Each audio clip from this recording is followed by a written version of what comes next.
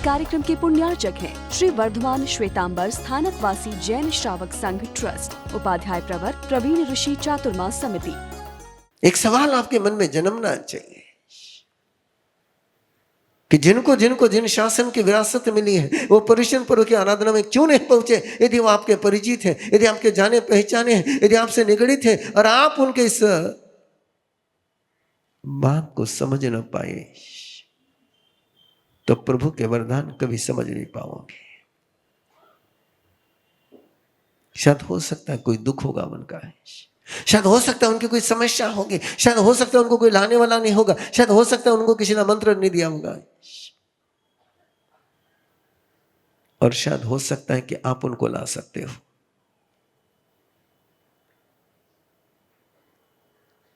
यदि मैं किसी का दुख दूर करने में समर्थ हूं तो मैंने उसका दुख दूर करना चाहिए। मैं यदि किसी की धर्म अंतराय तोड़ सकता हूं तो मैंने तोड़नी चाहिए। मैं यदि उसके प्रभु के पास आने के रास्ते की बाधाएं दूर कर सकता हूं तो मैंने करनी चाहिए। और इसलिए मैंने पूछना चाहिए कि क्यों नहीं आए हो। मैं तो भाव से पूछ ही रहा हूं उन सब लोगों से, वो क्यों नहीं आया है यहां पर। लेकिन आप उनसे रिलेटेड होंगे, कनेक्टेड होंगे, उनको जरूर पूछना है और उनका कारण दूर कर देना। केवल पूछना मत। अरिष्ट ने मैंने पूछा किस खुशी के माहौल में ये क्यों रो रहे हैं। आप भी पूछिए किस पर्युषण के माहौल में वो पर्युषण पर्व के आराधना को क्यों नहीं आ पाए। अरिष्ट ने मैंने पूछा और सारथी ने जवाब दिया कि तुम्हारे खुशी के माहौल में जो लोग आए हैं उनकी मौज मस्ती के लिए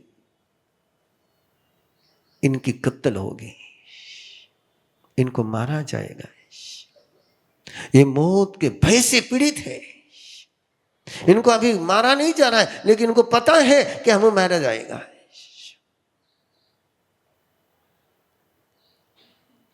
और इसलिए ये दुखी है कि इनकी जिंदगी दांव पर लगी हुई है।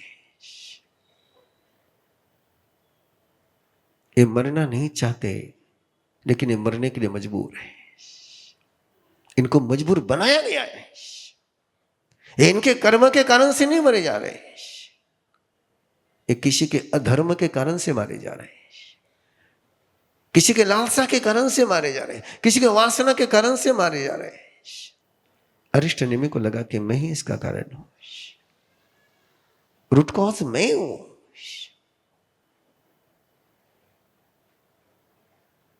मैं यदि इस राह पर नहीं चलूंगा तो इन सब की राह जिंदगी की बन जाएगी।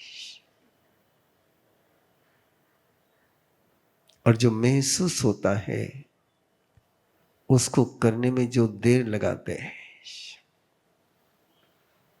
जो अपने अंदर के इनर वॉइस को सुन करके भी अनसुना करते हैं, वे कभी पावन नहीं बन पाते, वे कभी पवित्र नहीं बन पाते।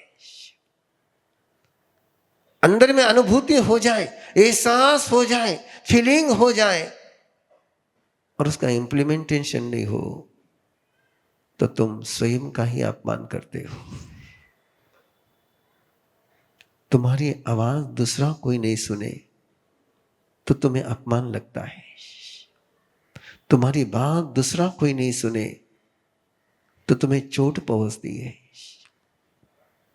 तो जिस समय तुम्हारे अंदर की आवाज तुम स्वयं नहीं सुनते हो उस समय की चोट तुम्हें क्यों नहीं महसूस होती है। अरिष्ट नेमि ने अपने अंदर की आवाज को सुना, बाहर की आवाज को सुना। मैं इसकी जिम्मेदार हूं।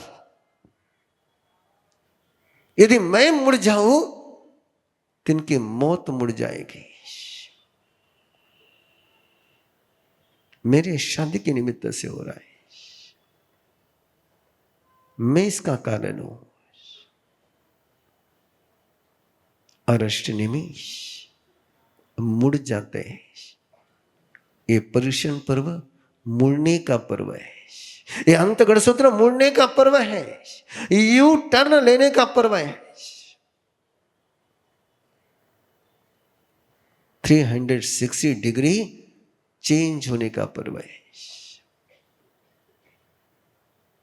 और जैसे अरिष्ट नेमी ने अपना लक्ष्य बदल दिया, अपनी दिशा बदल गई।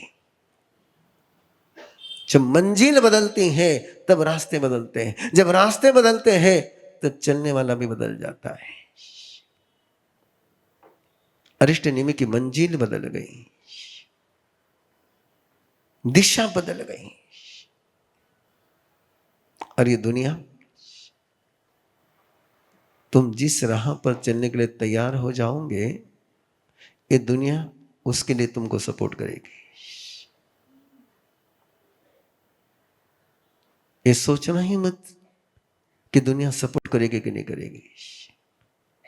तुम यदि स्वयं की आवाज सुनोगे तो दुनिया भी तुम्हारी आवाज को रिस्पॉन्स देगी। जो श्री कृष्ण, वासुदेव, बलराम, पूरे परिवार वाले अरिष्ट नेमी की शादी की तैयारी में लगे हुए थे, जैसे अरिष्ट नेमी ने अपनी मंजिल चेंज कर दी, दिशा चेंज कर दी, श्री कृष्ण वासुदेव ने भी उनका अभिनंदन किया। बढ़ो सिद्धि के पद पर,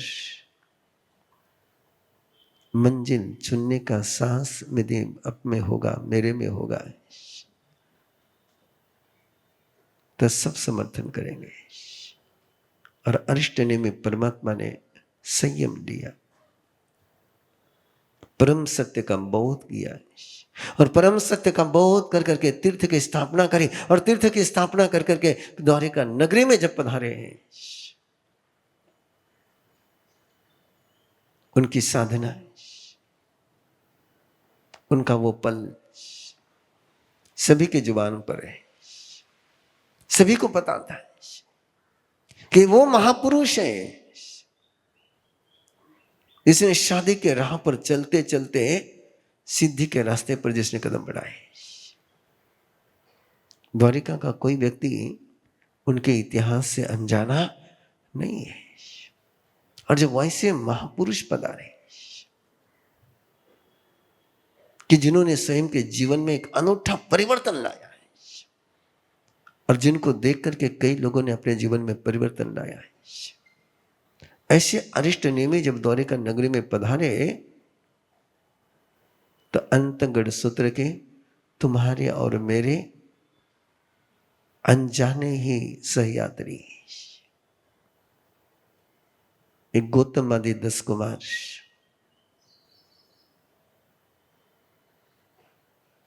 चल पड़े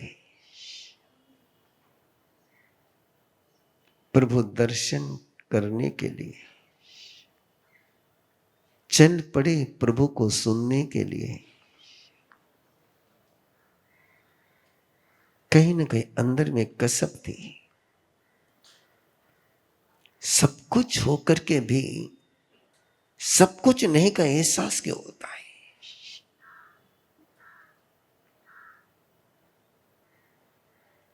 गौतम कुमार के पास सब कुछ था,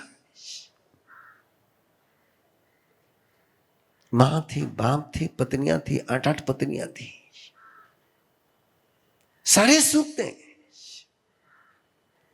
लेकिन अंदर में एक रेगिस्तान था कि बाहर का नंदन होने के बावजूद भी अंदर का वो रेगिस्तान चुभ रहा था। ये सब कुछ है लेकिन फिर भी मुझे क्यों समाधान नहीं है। और जिसको ये शरीर के सुखों के बीच में आत्मा का दुख महसूस हो जाए,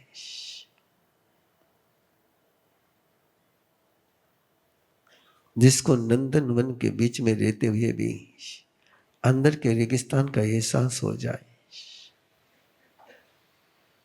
वे गौतम कुमार जिनको तुम और हम सुख कहते हैं, जिनको हम सब सुविधाओं का पुण्य का परिणाम कहते हैं। शरीर स्वस्थ है, मन स्वस्थ है, सारी सुविधाएं, न कोई बीमारी है, ना कोई टेंशन है। सारे सुख हाथ जोड़ करके खड़े हैं। जिन सुखों की तमन्ना में पता नहीं हम लोग कितना तड़पते हैं, वो सुख उनकी सेवा में है। लेकिन फिर भी अंदर में कसक थी कि ये वो नहीं है जिसके लिए मैंने जीना चाहिए। वो क्या है? वो क्या है जो इतना सब मिलने के बावजूद भी मेरे अंदर में शांति क्यों नहीं, मेरे अंदर में समाधि क्यों नहीं, मेरे अंदर में सिद्धि की अनुभूति क्यों नहीं, मुझे क्यों अभी भी भूख प्यास और परेशानी है? सब कुछ होने के बावजूद में दुखी क्यों? और संवेदना के साथ प्रभु के पास पहुंचे, प्रभु के दर्शन हुए। प्रभु के विषय में तो सुना था, लेकिन प्रभु को सुना और लगा गौतम कुमार को कि प्रभु मेरे सवाल का जवाब दे रहे हैं। लगा प्रसेनजीत को कि प्रभु मेरे सवाल का जवाब दे रहे हैं। लगा अशोक कुमार को कि प्रभु मेरे ही सवाल का जवाब दे रहे हैं।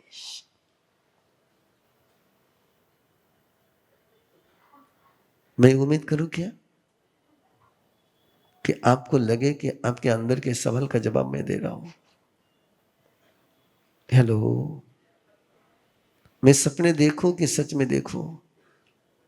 क्या मैं सपने देख सकता हूं धर्म सभा में बैठे बैठे खुली आंखों से कि तुम्हारे अंदर के वे किसी उलझे हुए सवाल का जवाब अंतगढ़ के माध्यम से आपके पास पहुंच जाए, कोई गुत्थी आपके अंदर के भी सुलझ जाए, कोई भ्रांति आपके भी टूट जाए और कोई भ्रांति मेरी भी टूट जाए। ये आराधना केवल आपकी नहीं, आराधना मेरी भी है। मुझे भी लगता है कि मैं भी अभी कई भ्रमों में जी रहा हूं।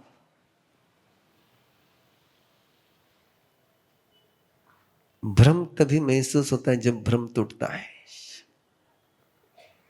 गलत फहमियां तभी गलत फहमियां लगती है जब गलत फहमी टूटती है। जब तक गलत फहमी टूटती नहीं तब तक पता नहीं ये तो फहमी बिल्कुल फहमी नहीं, ये तो सच है। सौभाग्यशाली होते हुए लोग जिनकी गलत फहमियां टूट जाती है। ये पुरुषन पर्व है, अपनी गलत फहमियों की चक्रव्यूह से बाहर निकलने का पर्व है। और गौतम स्वामी आदि, गौतम कुमार आदि सारे गलत फहमी टूट गई उनकी कि नहीं, ये तन का सुख दुख को जन्म देगा, ये शरीर का सुख दुख को जन्म देगा। फिर एक जन्म होगा, फिर एक जन्म होगा, फिर एक जन्म होगा, फिर एक जन्म में से और एक मरण आएगा, फिर एक मरण से और एक जन्म आएगा। और वो प्रभु को देख रहे हैं कि जिनका कोई जन्म होने वाला नहीं है। जिसका जन्म नहीं होता है ना, उसकी आंखें अनूठी हो जाती है। और उनको लगा इस रास्ते पर चलना चाहिए। और दोनों ही वर्ग के 18 कुमार प्रभु के पास दीक्षित हो जाते हैं, संयमी हो जाते हैं। दीक्षा के लिए दीक्षा नहीं ली, संसार छोड़ने के लिए संसार नहीं छोड़ा है। वो छोड़ने के पीछे एक प्रयोजन था, दुख का अंत करना है, अंदर की सारी भ्रमणाओं का अंत करना है। एक भ्रम टूटा, लेकिन एक भ्रम के बाद पता चला कि और एक भ्रम है। दूसरा भ्रम टूटा, फिर पता चला और एक भ्रम है। एक भ्रम था मन में कि मैं खाए बिना नहीं रह सकता हूं। एक भ्रम था मन में कि बिना महल का मैं नहीं रह सकता हूं, और पता चल गया महल के बिना मैं रह सकता हूं, मैं पेड़ के नीचे भी रह सकता हूं, मैं कहीं भी सो सकता हूं। एक भ्रम था मन में कि बिना गद्दे का सो नहीं सकता हूं। आप भी इस भ्रम को एक बार तोड़िए ना पर्युषणपुरों में। एक एहसास तो करिए कि हाँ नहीं, घर के बिना भी मैं कहीं भी सो सकता हूं, मैं प्रभु के शासन में भी सो सकता हूं, मैं प्रभु की नजर में भी सो सकता हूं। पौरुषत्व करने का इतना सा मीनिंग है कि मैं संसार के सारे दुखों से मुक्त होकर के आत्मा के मस्ती में भी सो सकता हूं। मैं सुविधा के बिना भी जी सकता हूं। यह भ्रम है कि सुविधा के बिना मैं जी नहीं सकता हूं। एक भ्रम टूटा, दूसरा भ्रम टूटा, तीसरा भ्रम टूटा, चौथा भ्रम मन में आया कि मैं खाए बिना रह सकता हूं क्या, और तपस्या शुरू कर दी। अठाई तेले बेले मास कमन। फिर प्रभु के पास गए कि प्रभु ये भ्रम बड़े गहरे, बोले ये लगता है कि तपस्या के बाद भी लगता है कि पालना करना पड़ेगा। क्या करूं, कैसे करूं? तब प्रभु ने उनको भिक्षु जीवन की 12 प्रोजेक्ट दिए। कितने प्रोजेक्ट? कितने प्रोजेक्ट? किसके? भिक्षु जीवन के। एक स्पेशल प्रोग्राम दिया कि तू भिक्षु तो बन गया है, लेकिन भिक्षु जीवन के 12 वैभव है, 12 साम्राज्य, 12 ऐश्वर्य है। तो एक एक महीने में एक एक ऐश्वर्य को चल करता जा रहे। इस कार्यक्रम के पुण्यार्चक हैं श्री वर्धमान श्वेतांबर स्थानकवासी जैन श्रावक संघ ट्रस्ट, उपाध्याय प्रवर प्रवीण ऋषि चातुर्मास समिति, महावीर भवन इंदौर।